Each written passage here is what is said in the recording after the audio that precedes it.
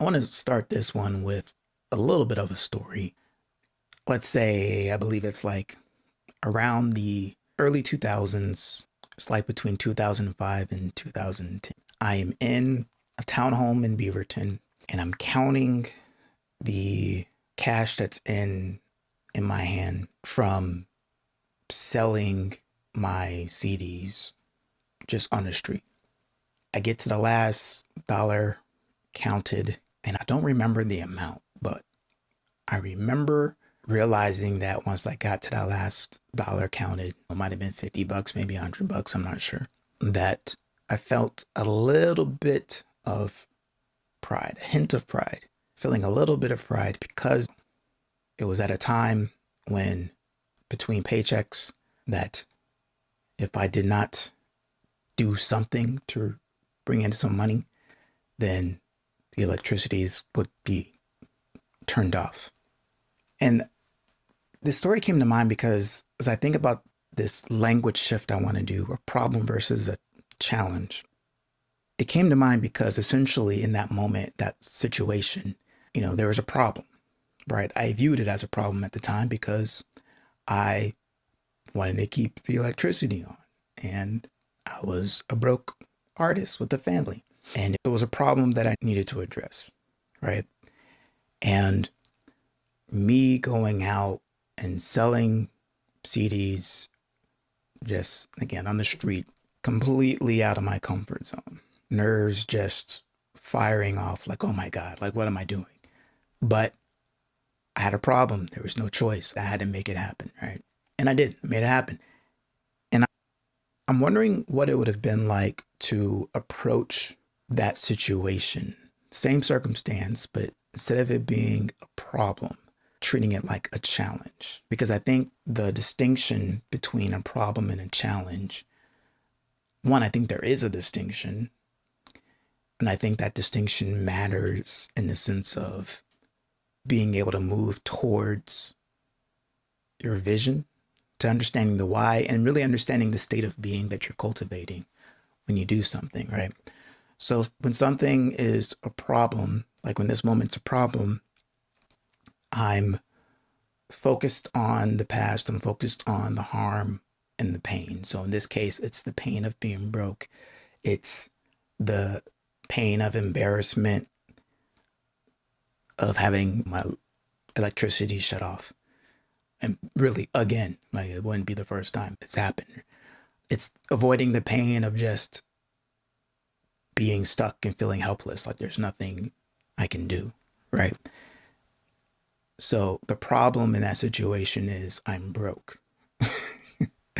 And by approaching it as a problem, my action that I take is focused on not being broke. But I think if I approach it as a challenge, I think that's why I felt a little bit of pride after doing it, was because really what's the challenge? The challenge here is just I need to pay a bill, right?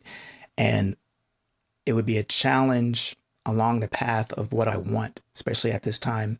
I want to make an income with my music. Like that's the goal. That's the thing I'm focused on. But when I approach it as a problem, I'm not focused on making an income with my music. I'm focused on not being broke. I'm focused on my lights not being turned off. And even though that I was successful in doing this, right? I was able to keep the lights on for that time. But because my orientation was towards avoiding the problem, I didn't recognize and even really acknowledge the fact that I did a really hard thing. I took courageous action towards what I wanted. And I think that distinction, it matters because focusing on the small win, it's actually a big win. It's like it wasn't the ultimate win of like, yes, I'm full-time rapper, musician, taking care of my family off of the passion of making music.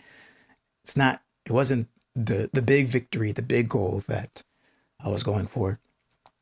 But it was definitely, you know, an early level. Like I conquered an early level of that. But I didn't allow myself to feel the emotional result of that, feel gratitude for that. I didn't celebrate that. I was licking my wounds, my emotional wounds of just like how, scared I was to do that, to put myself out there like that at that time. So I think I'm really interested in the question of how do we use growth as a spark for transformation? How do we establish a unquestionable sense of self-worth where you don't need, it's not needing of approval. It's more like the need for significance is like, because you're born, you realize you're significant. And there's nothing else you need to do to prove that, to gain that, right? That sense of self-worth is just unquestioned. So then how does growth become the spark for transformation? And how does this connect with problem versus challenge? Well, from that place where it's like fundamentally you're secure in who you are, you have that inherent sense of self-worth, then you still need skills, knowledge, wisdom to be able to continue to live, right? And to continue to contribute to others. So that means that we need to learn and we'll want to learn. And so now there's nothing wrong within me that's a problem that needs to be solved. But there are capacities and things that I need to know that I currently don't have. And now it's a challenge for me to acquire those things, to acquire that level of skill. I think that's why this distinction matters to me a little bit. And when I find myself using the word problem for, I think even at work, I'll ask a question like, what's the problem we're trying to solve? Which is actually a really great question to ask. It really gets to the root of like, okay, what are we trying to do here? It now presents a reframe opportunity of like, okay, what's the challenge we're trying to solve?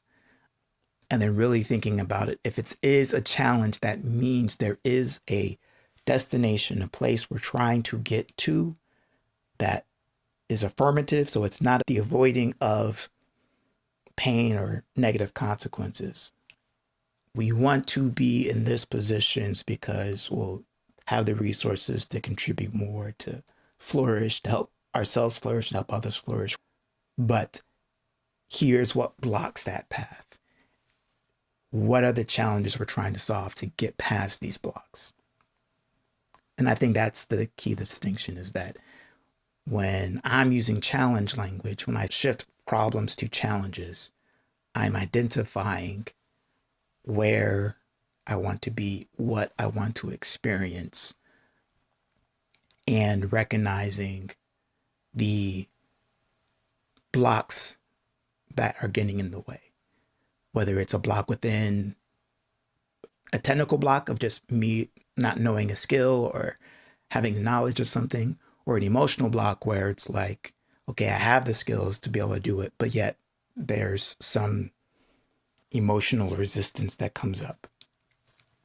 And I think approaching as a challenge, at least for me, allows, it's like, okay, I don't have problems, I have challenges. And every problem that I think I have, how might I view it as a challenge? How might I switch the language to where it acknowledges genuinely what the issues are, but my orientation, my view is not me being worried about something bad is going to happen or trying to prevent something bad, but instead of something bad happening, what do I want to happen instead? And then being oriented towards that. It's not to say, of course, problem doesn't matter. And it's, honestly, this is a tool. This is not something that I don't ever want to come off as a person that's like prescribing something for everybody or speaking with an authority that implies that everybody all should be this way. I think there's something about the English language where to speak with confidence tends to imply a lot of general statements that I don't necessarily mean to apply to everybody. But what I mean for it to be is helpful as a way to, we're all going to have problems and challenges in our lives. And this could be a helpful way to really think about, okay, what is the joy that I'm moving towards by facing this challenge directly, by facing this problem directly? Because trying to avoid pain, at least what I've experienced in my life, just keeps you running in circles, just spiraling, staying in overwhelm, stuckness, and doubt. We don't want that.